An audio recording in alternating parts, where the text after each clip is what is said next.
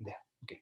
So the Byzantines were Romans who spoke Greek. Can you see the funny thing here? And they were Romans, but they didn't speak Latin. They spoke Greek. Thank you. And this is history. Okay, so the topic today is from Eastern Roman Empire to Byzantine Empire, because the Eastern Roman Empire became, okay, the Byzantine Empire. Okay, introduction then. Let me see who's first. Maggie, thank you, Maggie. Can you read the introduction, please? Introduction. During the 5th century, Germanic tribes moved into the western part of the Roman Empire and established their states. In contrast, the Roman Empire in the east centered on Constantinople. Constantinople. Continued to exist, although pressured by powerful Islamic forces. Yeah. Yeah. Okay. So the Roman Empire at the beginning, it was only one, and then it was divided: Western and Eastern Roman Empire. And, and during the 5th century, Germanic tribes moved into the Roman Western Empire, and they established the Holy Roman Empire. If you remember this topic, when they tried to dominate also the church, and they had a lot of troubles with Italy and the popes. And then, but at the same time, in the east, the power was in a city that was called Constantinople. We are going to see that in the map, right? And this empire, look, I mean, the west, and everything was divided, and there was no empire anymore. But in the east, and the Romans still had a lot of power. Look at the map, and we will understand. And this division here, more or less here, and this was the Western Roman Empire: France, Spain, Italy, uh, and Britain, and to the north, that is England. Um, but and in the east, Greece, Macedonia, this Asia Minor, all these belong to the Romans that spoke Greek, because Greece is here. Okay. So there was this division, but the Muslims were trying to get control of all these lands because they were interested in Jerusalem, Syria, and Palestine. For example. Okay, who is Justinian? Sabrina, please. Yes. When Justinian became emperor of the Eastern Roman Empire in 527, he was determined to establish the Roman Empire in the entire Mediterranean world. By 552, he appeared to have achieved his goals. His empire included Italy, part of Spain, North Africa, Asia Minor, Palestine, and Syria. However, only 3 years after Justin's death in 565, the Lombards had conquered much of Italy, and other areas soon were lost. Okay, look, the most important, or the first of the emperors of the Eastern Roman Empire was Justinian. This is the most famous picture that you will see of him, right? Justinian was a very strong emperor. He was ruling in the east, right? And he started to expand his territories. He was so powerful that he got a big part of the Western Roman Empire, right?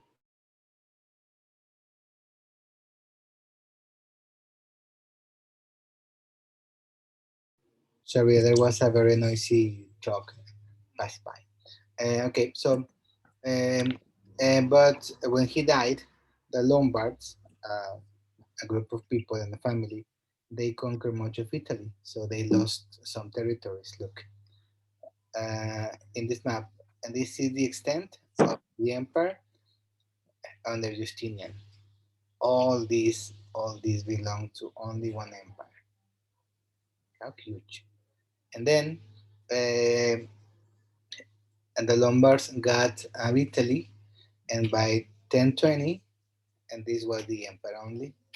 And this part of Italy, Bulgaria, Macedonia, Thessalonica, Greece, Asia Minor, and these places. And when this empire was over, only this was the Byzantine Empire. they started to lose territories, but this happened along the years, and not in two or three, in hundreds of years, right? Of battles and these things.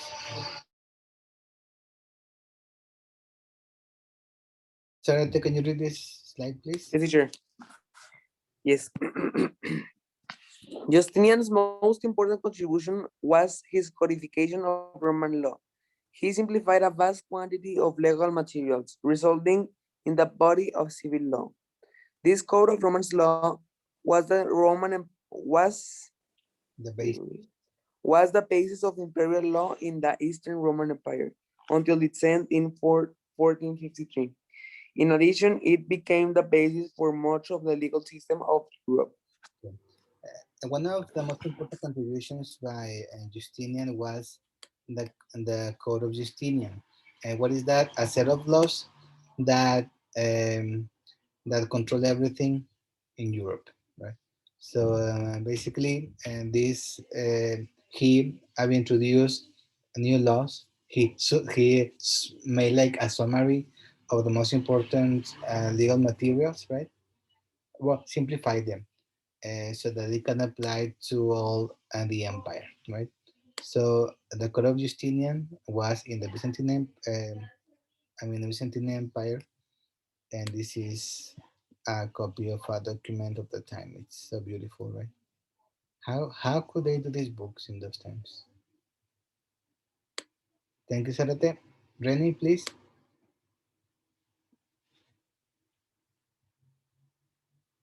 And Rennie, are you there? I think I'm next, yes. The Byzantine Empire. Justinian's accomplishments had been spectacular, but his conquest left the Eastern Roman Empire with serious problems. Too much far-flung territory to protect an empty treasury, a declining population after a plague, and renewed threats to its frontiers. The most serious challenge came from the rise of Islam, which unified Arab groups and created a powerful new force that swept through the Eastern Roman Empire. Yeah. Okay. So, look, and the accomplishments of the Byzantines were huge. They were good at making art. They were really religious, but also many bad things happened.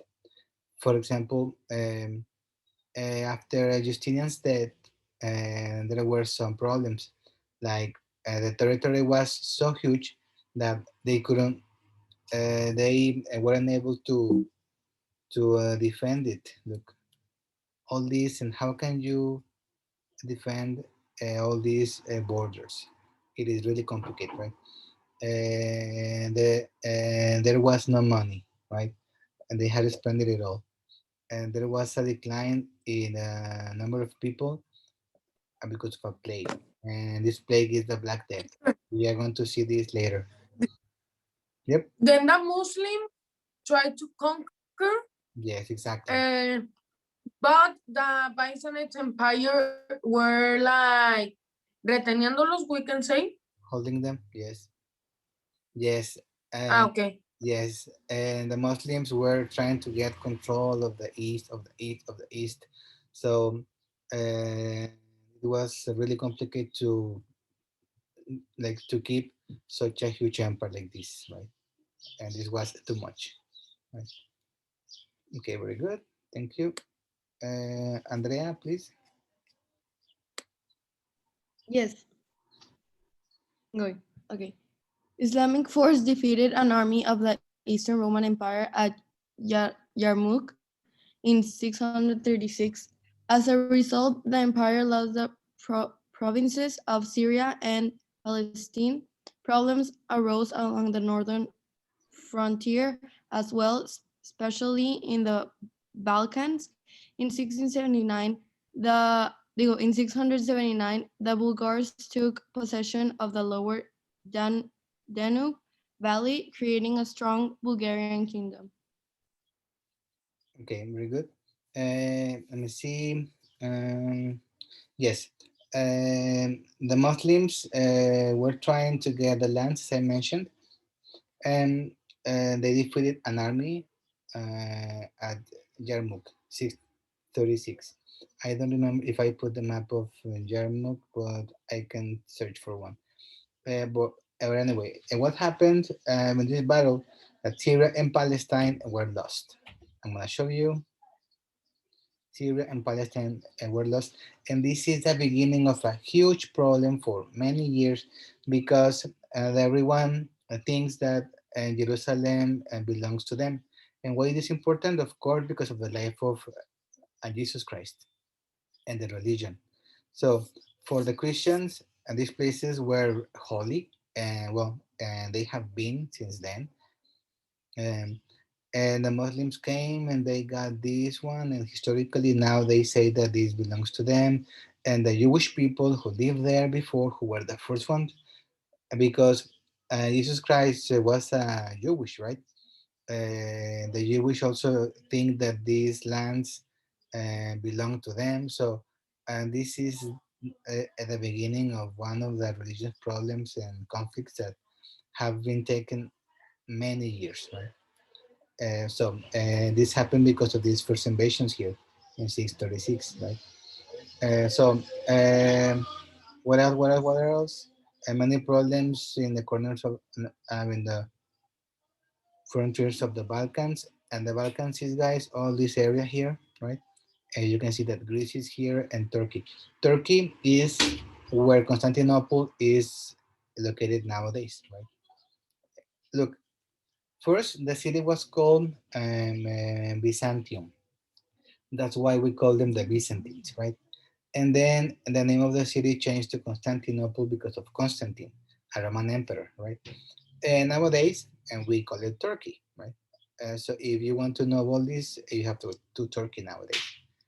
Okay, and what else? And in 679, the Bulgars here, right, from the north, took possession of the lower Danube River, which are here also, um, and they creating a Bulgarian kingdom. So, and the land was being lost basically. The empire was diminishing. Thank you, thank you. Who read that? Andrea or Chuy? Andrea, right? Teacher, I just read.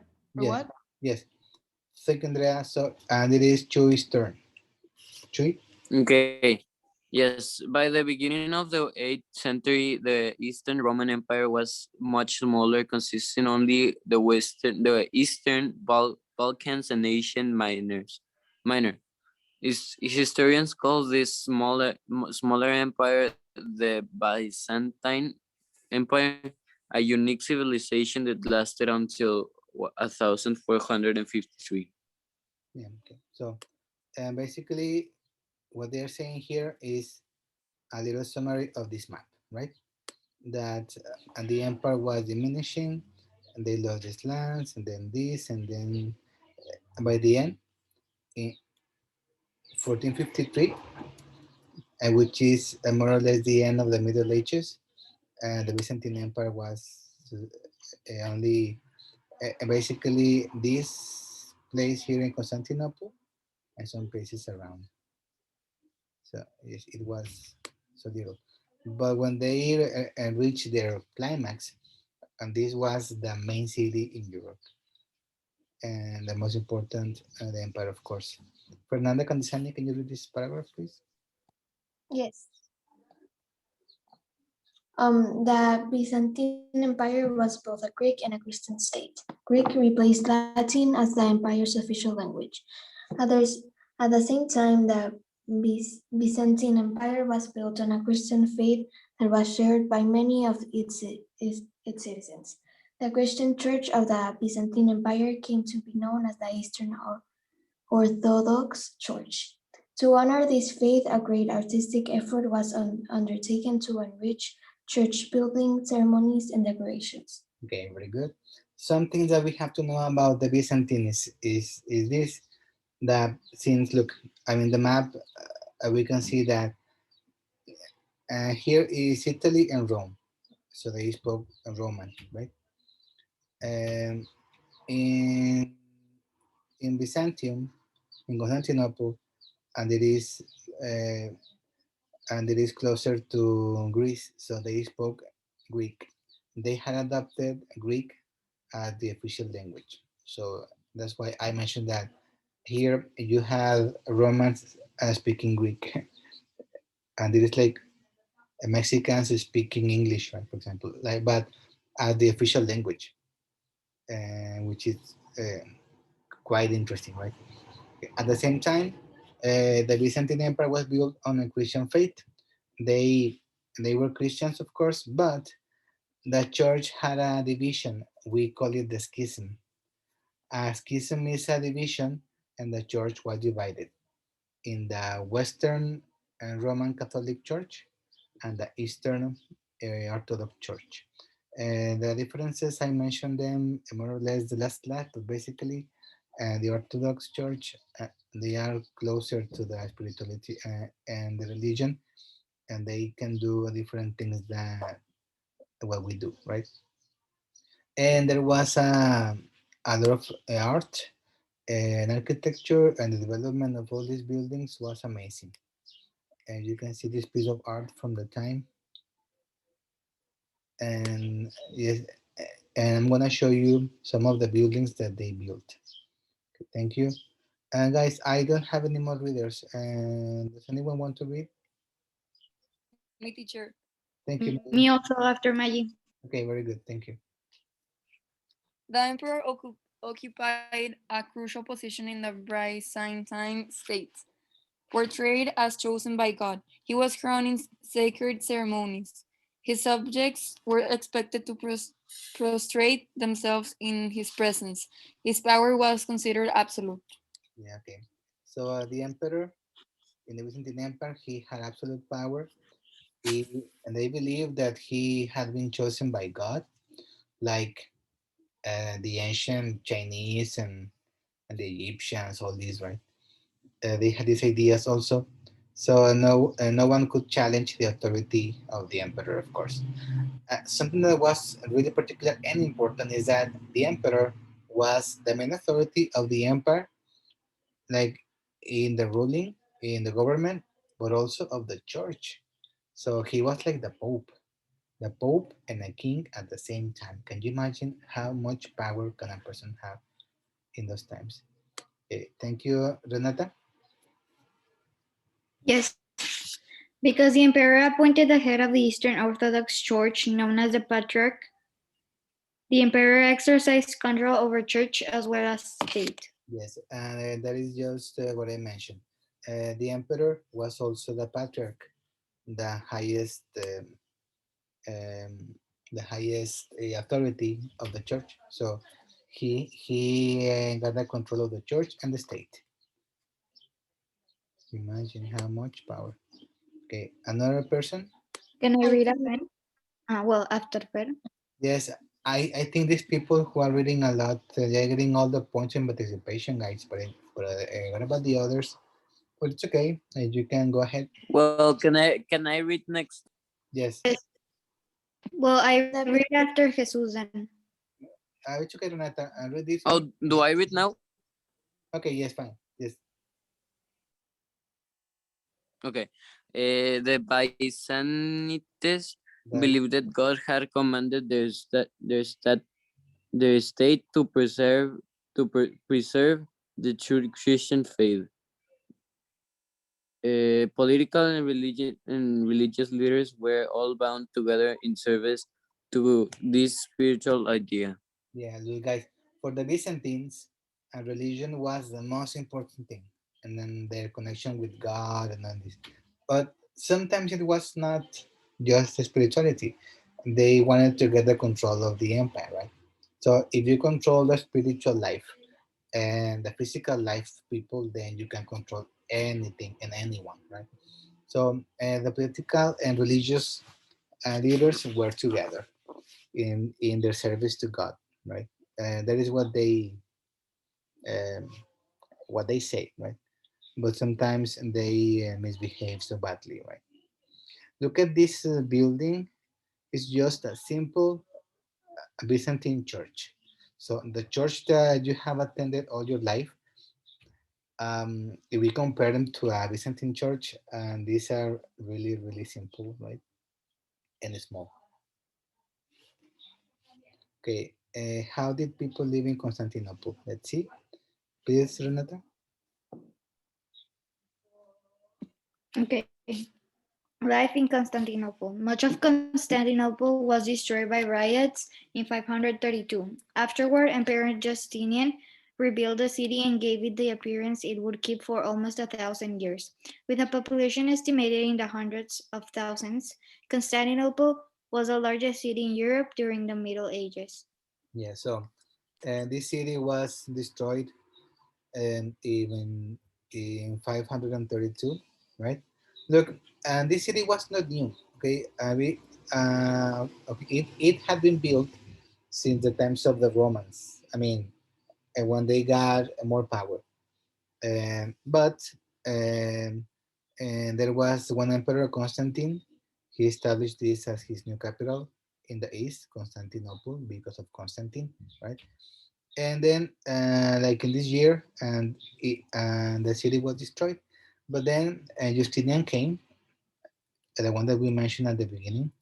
He right. He came and he rebuilt the city, right? And the idea was to make it very strong, very well protected, right? So it could give the appearance of, and that it would keep for almost a dozen years more, right? Hundreds of thousands, and this was the largest city with more people in the world, right? Yeah, at least in the Middle Ages. All right. Who else? Who else? A different Me, person. me teacher. Thank In you. teacher. Okay, Sabrina, then Maggie, then Sarate, right? Yes. I start now, teacher. Yes, please, Sabrina. The city was dominated by the immense place complex, hundreds of churches and huge arenas known for the hippodrome, where gladiator fights and chariot races were held. Justinian public works projects include roads, bridges, walls, public baths, law courts, schools, churches, and underground reservoirs to hold the city water supply. Look, this city is amazing, guys. Look at the size of the hippodrome. And this was like a Roman Colosseum, but I think this is way bigger. And there were some fights with the gladiators, chariot races, like in the movies um, of the time. He made a lot of public works like roads and bridges, and by the way, the city is walled. Look, and there was a wall all around the city for protection. Law courts, schools, churches, and there are a lot of churches in Constantinople. Well, in Turkey nowadays. And look, and the most one of the most the amazing things that were built in the city was the water supplies. These water supplies were under the city, so and there was always water for the use of all the people. So and there were fountains where the people could go and get water. And if you see the videos, I mean, there are some documentaries. You can see the columns under the city and all the water there. And it is like having an underground city, but full of water. And this was a lot of help when there was a war, and they could hold it more because they got all the water supply that they wanted. And the people who were trying to get the city, they would have to go because they would be like starving or thirsty, right? And there is a series and the Ottoman in Netflix and that tells like all the series is about at the end of the city by the Ottomans. Okay, thank you so much. Who's next, Maggie? I don't know if it was Mila, if she wanted to read. Oh. Yes, Mila. Yeah, I yes, mean, I can read, but I don't want to take the chance to Mila. yes. I was confused with the sound of your voice, I guess. Okay, Yes. Mila, can you read, please? Yes, do I read this one? Yes, please. Okay. His greatest achievement was the famous Hagia Sophia, the Church of the Holy Wisdom. The center of the Hagia Sophia consists of four large piers crowned by an enormous dome, which seems to float in space. Light from 42 windows at the dome's base helps create this impression. Yeah, this is one of the most famous buildings in the world, guys. We call them a mosque, mezquita, right? And this is the Hagia Sophia, and this is in Istanbul, Turkey, right? Where the city of Constantinople was built, right? And this is huge. And actually, the roof has been falling a little by little because it is really, really heavy. So maybe in some years, if they don't take care of this building, it will crumble and fall apart. And because it is just too big and too old to maintain all the heavy, like the height. Sorry, it's an amazing building and it is world famous. And you have to know the Hagia Sophia as a pyramid size, like this. Okay, thank you. Who else? Who's next? Me, Mr. Please. Fernanda. Yes, first. Until the 12th century, Constantinople was the medieval Europe's greatest center of commerce. It was the chief center for the exchange of products between West and East. Highly desired in Europe were the products from East, silk from China, spices from Southern Africa, Asia, and India, jewelry and ivory from India, the latter used for church items, wheat and furs from southern Russia, and flax and honey from the Balkans. These goods flowed into Constantinople, and many were then shipped throughout Europe. So the place, the location of Constantinople was really good for trade. And that's also another reason why many peoples wanted to conquer it. And because, well, you can see it here in the map, the trade routes, and this was the connection between the east and the west. And since going by water was faster than traveling by land, and this place was ideal for trade. So if you have a place like this, you will become rich, obviously. And this is where everyone wanted. Silk from China was one of the most expensive things that they traded.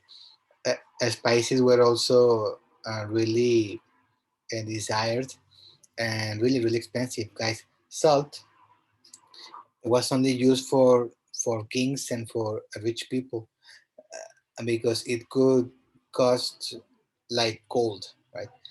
To to buy salt in those times was like having gold, right?